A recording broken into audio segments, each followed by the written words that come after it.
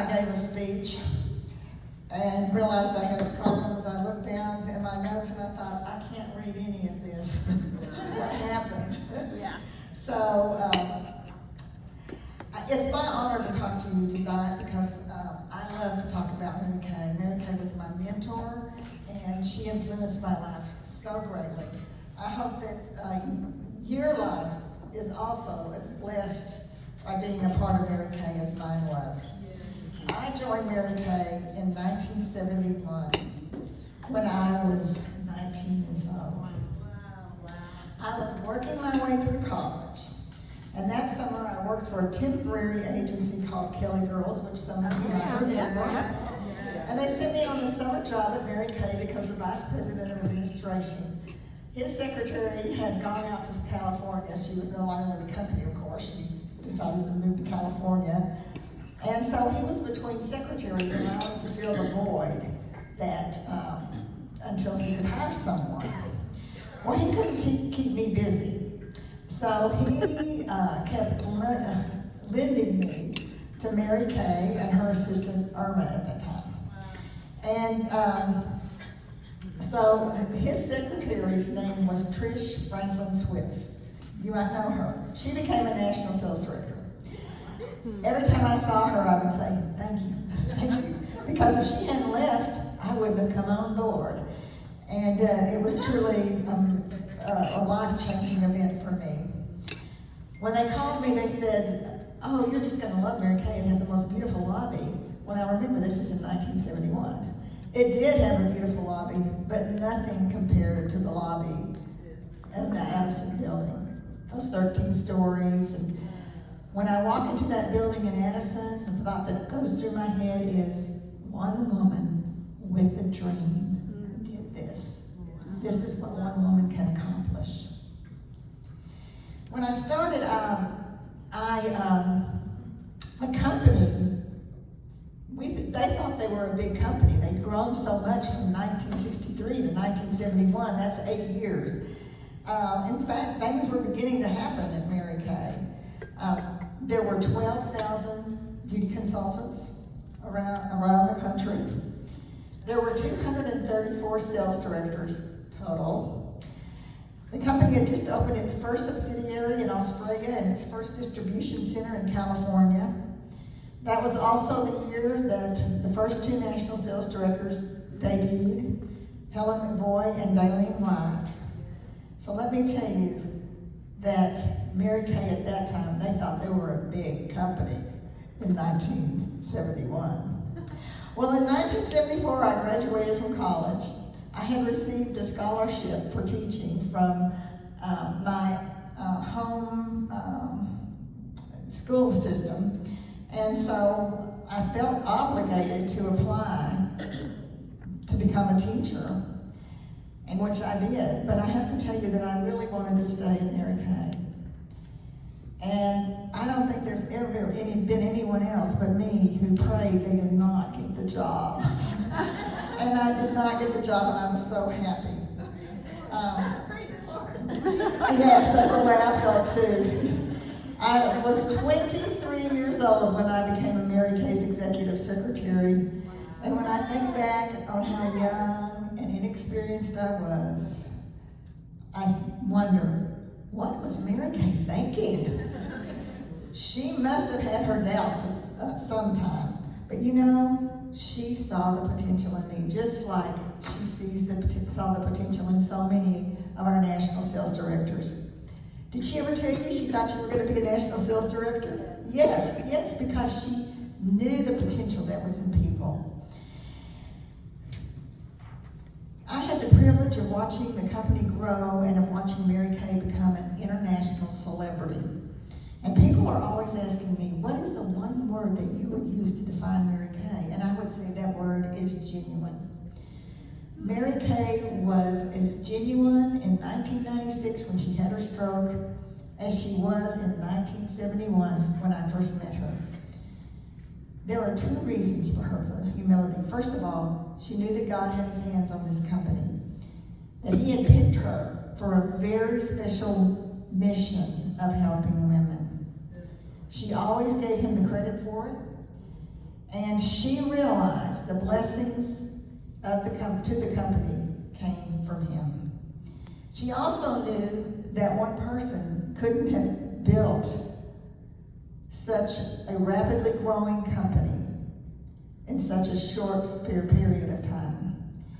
And so when people would ask her about her company, she would always stop them and she would say, "This is not my company." She would correct them. And she gave the credit for the organization's success to all Mary Kay sales directors, beauty consultants, and staff who helped her build her dream. It takes a team, and she knew it. Because she was genuine, she was a great role model for all of us. She had a way of inspiring and motivating people unlike any other person I've known. In fact, until I met Mary Kay, I really didn't realize what the definition of charismatic was. But Mary Kay was charismatic in action. Salesforce members would bring potential recruits into the office. Remember, we were really small back then. And Mary Kay would come out to meet them and she would say, "What's your name?" Now, these people have never met Mary Kay. They start crying. The first time I saw this, I thought, what is going on here? But then I watched and I noticed that it wasn't just new people that hadn't met her that cried. It was beauty consultants, it was sales directors. One time we hired this female director for a department, and she was a pure businesswoman, you know. And she brought some people in to meet Mary Kay, and she said, "I'd like you to introduce you to Mary Kay." And then she started crying, and she was the last person in the world I ever thought would start crying, you know, in Mary Kay's presence. But that was she just exuded love, she exuded caring. She cared when she started this company. Her goal wasn't to build a $1 billion organization, although that was exciting for her. Her goal was to help women. That's why when I look at Mary Kay, I see a 3-dimensional company, and each of these dimensions is as important as the other. First, it's a people business. That's what Mary Kay wanted first. Her first reason was she wanted to help women. Secondly, we're a direct sales company. And that was the way that Mary Kay had built her businesses in the past, was through direct sales. And she knew the flexibility that it could give to a woman, but also the opportunities that it could bring into a woman's life. And then third, she knew she needed a product that women could use with confidence, but would have reorder possibilities. And that's why she chose cosmetics, because she knew about a cosmetic line that she felt that if it had the right marketing plan, that it could go far. And you know, Mary Kay was astute. Of course she was right. It was a great product that over the years has been transformed to an even greater product. And I think we can take pride in the Mary Kay products today. One of the questions I'm asked most frequently is, what's Mary Kay's typical day like? First of all, she would definitely get up every morning at 5 o'clock, what she called her 5 o'clock club. She would always say 3 early risings make an extra day. When she was building her business in Stanley as a mother of small children, she had to find a way to increase her productivity. She discovered that by getting up early, ahead of everyone else, she was able to accomplish in 1 hour what it would normally take her 3 hours to do. Now, when Mary Kay left her office at night, she always took whatever was left on her desk to her home in what we called her pink tote bag. And this was no tote bag for wimps. The bottom of this tote bag had to be wide enough that she could put the letters, the certificates, everything that she wanted to sign, that they would be flat and they wouldn't get messed up. And she would take any mail that she hadn't got answered. She would take ribbons and rosettes, and she would take all that home with her because her husband wanted her home at 7 o'clock. And then she would sign all that stuff at night, and in the morning she would get up, she would start writing handwritten notes, she would organize her day, and she would dictate. She would dictate into a phone that went from her office at her home to my desk at the office. It was kind of like the president with the red line to the Pentagon. So I would get in at 8:30, maybe, and there would already be a day's worth of work waiting for me because she had been up since 5 o'clock in the morning. When she came into the office, she brought her tote bag. She would bring it to my desk. She would take everything out of that tote bag, plop it on my desk, and then she would go into her office with her very neat desk. My desk was always a wreck. Now, granted, part of it's my fault because I'm one of those messy workers. In fact, if I cleaned up my desk 15 minutes later, I'd have it all messy again. You know, I don't know how that happens. But she was always extra neat. I mean, if you opened her desk drawers, everything organized. Everything was organized in her life. When she got in, she had that 6 most important things list in her hand, and she would start on those right away because she didn't ever want to waste any time. She received cassette tapes from Salesforce members sharing with her their experiences as a beauty consultant and how their lives had been changed. Now let me tell you, a woman's hand gets tired from writing a letter. Her mouth never gets tired. Some of these were travelogues from the day they were born. I can attest to that, and we would all think, who would listen to this? But you know who would? Mary Kay. She would listen to it, and then she would respond by a letter that she would dictate. But one time, she actually got into I called it a tape correspondence with a blind beauty consultant.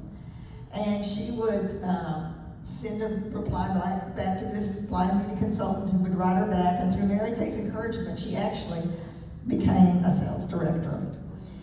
Now, like any woman, Mary Kay was always conscious about her weight. Some of you may have the statue from the 40th anniversary. It's a little statuette. Mary Kay's wearing a white dress. If you've got that, you know what I'm talking about. They took the prototype into her office, and they said to her, Mary Kay, do you like this? And she said, well, yes, I like it. She said, but I want the final version to be thinner. Well, in the museum, and I was the director of the museum, I had a prototype, a final version, and let me tell you, Mary Kay was definitely thinner. And I thought, wouldn't that be great if all we had to do was say, make me thinner, and it happened. It happened for Mary Kay. She's the only one I know. When we opened our, Mary Kay loved hot food. Her favorite food was Mexican food, and she would bring her lunch every day. It would be a salad and a piece of jalapeno cornbread. She liked her food spicy. The hotter, the better. And she carried in a purse a product called Texas Gunpowder. This was ground up jalapenos. Now, if she was out at a restaurant and her food wasn't spicy enough, she would just take out her gunpowder, sprinkle it liberally, and then enjoy her meal. Except sometimes there would be someone out at lunch with us who did not know Mary Kay and her eating preferences. And they would see Mary Kay, and they would say, Mary Kay, what is that? And she'd say, oh, this is a delicious spice that makes your food taste so good. And would you like to try it? Well, they saw Mary Kay sprinkle it liberally on her food, so they would do the same, and it was always fun to watch Mary Kay. We watched her as she watched them take that first bite, because she had that little impish twinkle in her eye that she would get sometimes, and she would always giggle. You know, she had that gotcha expression on her face. She also had a sweet tooth, and if the dessert were preset, she would eat it first. When one of our vice presidents asked Mary Kay, why do you always eat your dessert first? She told him, in case there's a fire. So she loved anything chocolate, she loved strawberry shortcake, and banana pudding. And speaking of banana pudding, Mary Kay's favorite recipe was from the Mary Kay Cookbook. Lovey Quinn's, did you know Lovey? Lovey was a national sales sugar. Lovey Quinn's Banana Pudding. It's in the first and the second cookbooks because it was one of Mary Kay's favorites. Mary Kay married her husband Mel in 1966, which is 3 years after she founded the company. He was retired so he could travel with her to all the company events. He loved the sales force as much as she did. He realized Mary Kay had a huge job, but he wanted time with his wife. Mary Kay knew that to keep him happy, she should be home by 7. And so she was always conscientious about leaving the office. At 6:30, if she looked at the clock and she was still there working, she would jump up, grab a pink tote bag and slam everything in the tote bag, rush out the door. Her Cadillac was in a parking spot right outside that sliding glass door. Jump in her Cadillac, rev it up, and then speed out of the parking lot. Let me tell you, Mary Kay had a heavy foot to the pedal. She was guilty of speeding tickets. So whenever Mary Kay got her personal protection detail that would drive her into the office after Mel died, because as Mel told the company, I can protect my wife. You know, he did not want protection. But after he passed away, the company was really worried about Mary Kay. So they got her a protection detail. And Nancy Thomason was the head of the protection detail. And one time Nancy was driving Mary Kay home, and she said to Mary Kay said to Nancy, she said, Nancy, I need to talk to you. You need to talk to one of the drivers. The officers about his driving. And of course, all this thoughts went through Nancy's head, like, what has he done? And Mary Kay looked at her and she said, he always goes the speed limit. And if there's a stop sign, he stops, even if no one is around. So Nancy is thinking this over, and she looked at Mary Kay and she said, well, Mary Kay, I cannot tell him to break the law. And of course, they both started giggling because they knew that, of course she couldn't tell him to break the law. So Mary Kay says, well, just tell him to drive faster.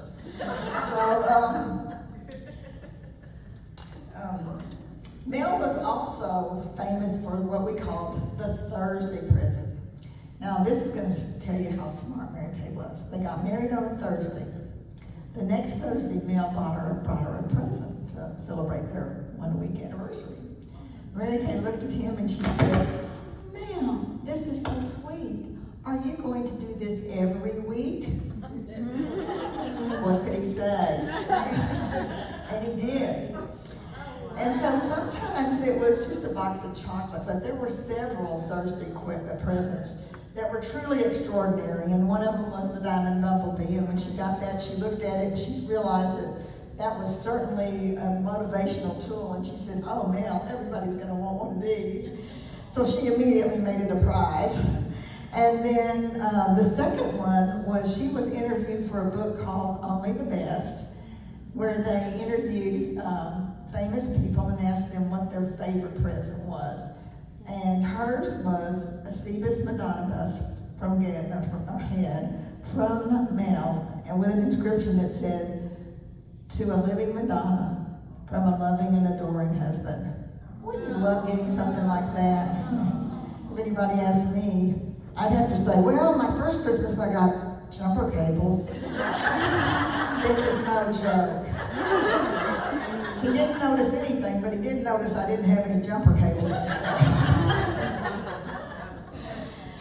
So Mary Kay didn't exercise. She said she belonged to EA, Exercise Anonymous. If you think about exercising, call her up and she would talk you out of it. Mary Kay's first seminar was with Win Stanley. She put in her suitcase a box of crackers and a pound of cheese because she didn't have any money to go to dinner. And so she would excuse herself when everybody else started going to dinner. or lunch or dinner. So that's all she ate the whole time she was there, breakfast, lunch, and dinner. And that's why you get food. You know, Mary Kay, when she started this company, she looked back on things in her career that she wished she could improve, and that was one of them. She wanted to be fed at seminar. So she did. She saw a girl crowned queen. She asked her if she could observe her show. She took 19 pages of notes that became her roadmap to success.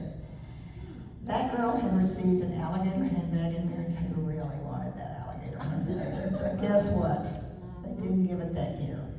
But she eventually did get that because on the company's 30th anniversary, they did a skit called This Is Your Life. And they had people from the past come, from Mary Kay's past come. Her Stanley manager came and presented her with an alligator handbag, and he told her that Mary Kay was the prize that got away from them. So, but you know, Mary Kay marched up to the president of Stanley after at that first seminar that she attended, and she said, "Next year I'm going to be queen." And he told her, "Somehow, I think you will."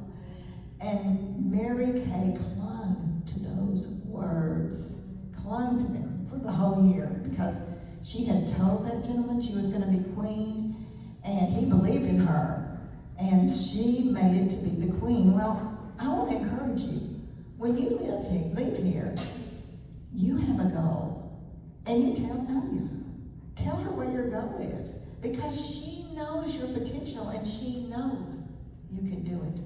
She's seen what other people can do. As Mary Kay said, she would say, "What have they got that you can't have fixed?" That's what she would tell them. You can do it.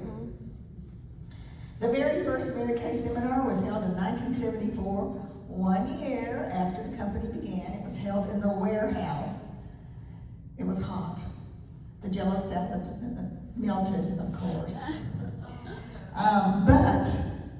And what did Mary Kay have to do? She worked all day. She changed into her work clothes. She decorated the warehouse with balloons and crepe paper. This is not the seminar that we had today. She presented the Queen of Sales with a black and white TV. And then when it was all over, she had to change into her work clothes and clean up the warehouse. And from that grew this extraordinary experience that you are going to have this week. One of the most valuable lessons that Mary Kay taught those of us who knew her well was the lesson of having a charitable heart. Mary Kay started her foundation as a means for her to give to causes that were dear to her. She was always generous and gave unselfishly. She started the foundation because she knew the power of Women United and what they could achieve when they band together. And as always, Mary Kay was right.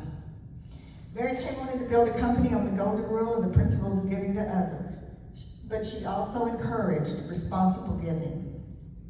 As I'm sure you can appreciate, once Mary Kay became a household name, she daily received letters asking for financial assistance of one kind or another from organizations or individuals. And she personally considered each of these requests. And many times she would give. She sponsored many Salesforce children's the children of Salesforce members on mission trips, or gave to their school fundraisers. She generously gave to her church and its causes, helping to build a children's building during one campaign, and another time heading the building committee. Whenever Mary Kay gave to a cause, she was very particular about wanting to know what the percentage of donations went to the cause itself and how much went to administrative expenses. And that's one reason the foundation is very diligent in keeping the percentage of donation dollars at 97%, and to be as responsible as it can with the funds that are donated to it. Mary Kay became committed to raising funds for cancer research in the 1970s. When I first started, the year that I first started was the year that the first sales director died of breast cancer. And back then, because it was so small, Mary Kay knew all the directors personally, and she was just heartbroken over this. And in 1971, if you were diagnosed with breast cancer, it was an immediate death sentence. there was no research into women's cancers at that time. And Mary Kay was determined to change that around. She realized that the only way to find a cure was through research. Eileen Sullivan, her sister-in-law was Ann Sullivan, who was a national sales director. At that time she wasn't, but she became a national sales director.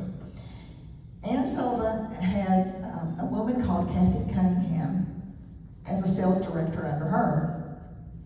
And Kathy's husband was the manager of the St. Louis Cardinals. So he and Ann dreamed up this extravagant fundraiser, and this was the first Mary Kay at the ballpark night. Ann arranged, because her husband was the manager, they could do almost whatever they wanted. And he wore pink shoes, all the players wore pink. They had a pink Cadillac procession around the ball field. But what really impressed Mary Kay was when she got out there. And on the first baseline were all these women wearing red jackets. And on the third baseline were all these women wearing red jackets. Ann says Mary Kay put her hands on her hips and looked at her and said, Ann, what are all these red jackets about? And Ann said, well, if they got 3 recruits, they could, order these red jackets and come on the field. That's, their prize for becoming a red jacket is coming on the field with you.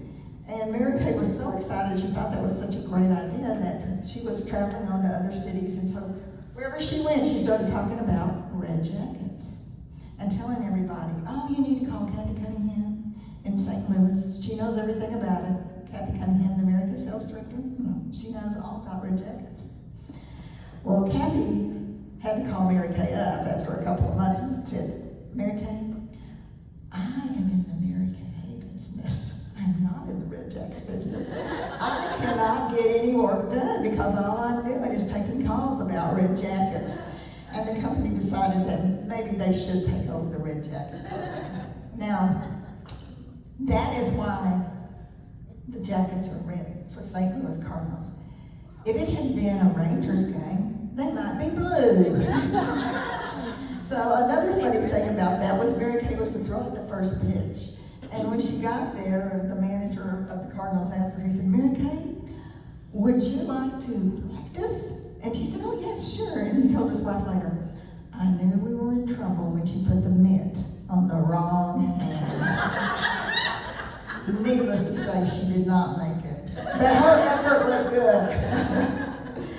So in 1980, Mel died of cancer. And so this made her even more committed to raising funds. So she began taking up donations at seminar.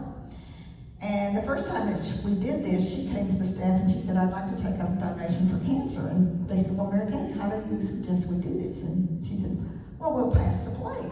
And they said, Mary Kay, we don't have any plates. She said, well, what do you have? We passed around black garbage bags. The next year, the staff, in anticipation of Mary Kay, had these really cute little bags that said cancer donations that they passed around. And then someone said, how do we know we're even getting these bags back? The arena is so big. So they decided then that that's when we started having the booth where people would come. But she raised so much money. From 1987 until 1995, she raised over $2.5 million for cancer research. And the staff said, Mary Kay, you're raising so much money, we need to have a more formal way to distribute these funds. And so the Mary Kay Foundation was established, and Mary Kay was very active in the formation of this foundation. Unfortunately, she had her stroke and in 1996 and was not able to present it at seminar that year, but it certainly was a dream of hers. Not only here in the United States, but around the world, the subsidiaries and their sales force are reaching out in philanthropic efforts. And one of my favorite stories concerns China, where they sponsored, they probably still do sponsor, the primary bud school in a remote village of China. Now these little girls would never have an opportunity to go to school if it weren't for the China Mary Kay sponsoring their school. And the president of Mary Kay China was giving a presentation, and I just loved his presentation because he had these pictures of all these little girls in their red uniforms. They were just adorable, that the company had provided for them. Then he had a picture of their classroom, and on the blackboard it said Mary Kay Ash. And underneath it in Chinese, it was written all about Mary Kay. And when I saw that, I thought, this is amazing. That was one of the moments, if people say, do you miss Mary Kay? Well, the most I missed Mary Kay would be in those moments when I thought, oh, if Mary Kay could only hear this presentation. Because she's planted a seed in Dallas, Texas in 1963. And that seed grew to where it was affecting children who would never have an opportunity to go to school in a remote village in China. They also gave a luncheon for these little girls, and they noticed that the little girls were only eating rice. So they said, hey, there's all this other food, why don't you eat it? And the little girls said, well, meat's only for boys. We can't eat the meat. So the next slide was this one little girl with that Mary Kay Ash image in her eyes, and her chopsticks going for that meat. And when I saw that, what went through my mind was, National Sales Director. She's not gonna miss any opportunity to take advantage of what life offers her. And that's what this company does. It gives you an experience for an opportunity to eat the meat in life. Mary Kay loved poems. And this is one she used a lot, and I like it too, so I'm gonna recite it for you. Isn't it strange that princes and kings and clowns that caper in sawdust rings and common people like you and me are builders for eternity? Each is given a bag of tools, a shapeless mass, and a book of rules, and each must make ere life has flown a stumbling block or a stepping stone. This opportunity can be a stepping stone for you to make your dreams come true. It's also a stepping stone. The foundation is a stepping stone for women who find themselves in abusive relationships because we support violence against women. It's also a stepping stone for women who have cancer because so many strides have been made because of cancer research, and Mary Kay shone a light on that. Like I said before, Mary Kay was a genuine person. Her staff loved her because she blessed our lives, just as she's blessed yours.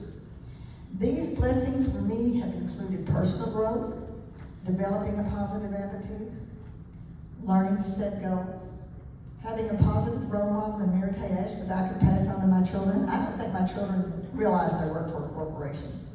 They thought I worked for Mary Kay Ash, and that was just like prestige to them. I can remember when my youngest was 5 years old, him telling his friend, my mom has lunch with Mary Kay. So, I thought, well good, that means he's proud of what I do. A great skincare program that I've used since 1971, but the greatest reward of all is being a part of a company that literally changes lives and enables women to keep their priorities in the perspective of God first, family second, and career third. What could be more rewarding than that? I want to leave you with a quote from Mary Kay. I believe that God has a great plan for every life, and we want to help that person find it. We want every woman to find the best that life has to offer her. I believe in the abundant life, and I believe it is available for you. I want every person who has anything to do with me to be better for it, to be richer for it, to be happier for it, and to be more fulfilled. This is my story. I hope it's your story too.